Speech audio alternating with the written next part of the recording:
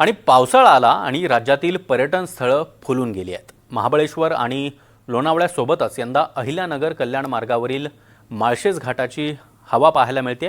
वीकेंडला हजारो पर्यटकांनी इथं हजेरी लावली आहे। सर्व धबधबे प्रवाहित झालेत। हिरवाई आणि धुक्यामुळे निसर्ग अधिकच खुलून गेला आहे। मुंबई पुण्यातून पर्यटक सेल्फी आणि निसर्गाचा आनंद घ्यायला माळशेज घाटामध्ये दाखल होत आहेत।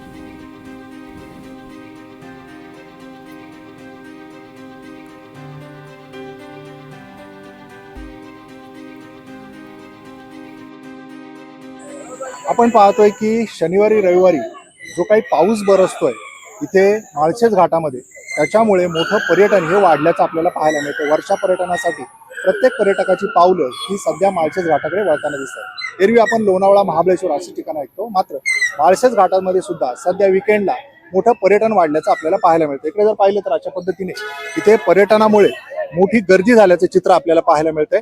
आणि एकूणच जर आपण पाहिलं तर शनिवारी रविवारी जी गर्दी आहे ती इकडे माळशेज घाटात मोठ्या प्रमाणावर होत असल्याचं चित्र आपल्याला पाहायला मिळतंय।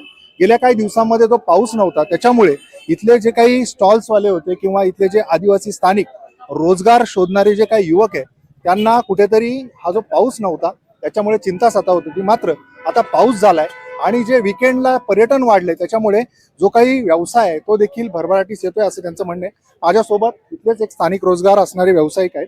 काय सांगाल की आता शनिवार रविवारी कशा पद्धतीने गर्दी आहे, काय परिस्थिती आहे? आता तरी सध्या सर चांगली गर्दी आहे।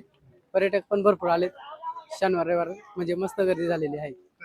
पण आता इथं जी गर्दी होते त्याच्यामुळे ट्रॅफिकची काही समस्या निर्माण नाही? ट्रॅफिकला थोडं होते अडचण,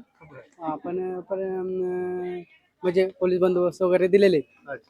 पण आता हा जो रोजगार वाढलाय त्याच्यामुळे कुठेतरी समाधानी आहात की आता जो पाऊस पडतो तो असाच पडायला पाहिजे? असंच पडायला पाहिजे आणि रोजगार चालू आहे व्यवस्थित, नाही का?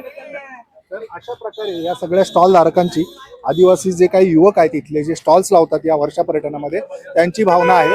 मात्र दरम्यानच्या काळामध्ये आपण पाहिलं तर इथे वर्षा पर्यटनासाठी आलेल्या पर्यटकांनी शिस्तीचं देखील पालन करणं तितकंच गरजेचं आहे। कारण या घाटामध्ये दरडी कोसळत असतात, त्यासोबतच जी काही ट्रॅफिक समस्या होते त्याच्यावर देखील पोलीस सातत्याने पेट्रोलिंग करतात। मात्र पर्यटकांनी देखील याची शिस्त पाळणं अत्यंत गरजेचं आहे। अविनाश पवार, NDTV मराठी, माळशेज घाट, पुणे। तर माळशेज घाटाचं हे अलौकिक सौंदर्य आपण NDTV मराठीवर पाहताय।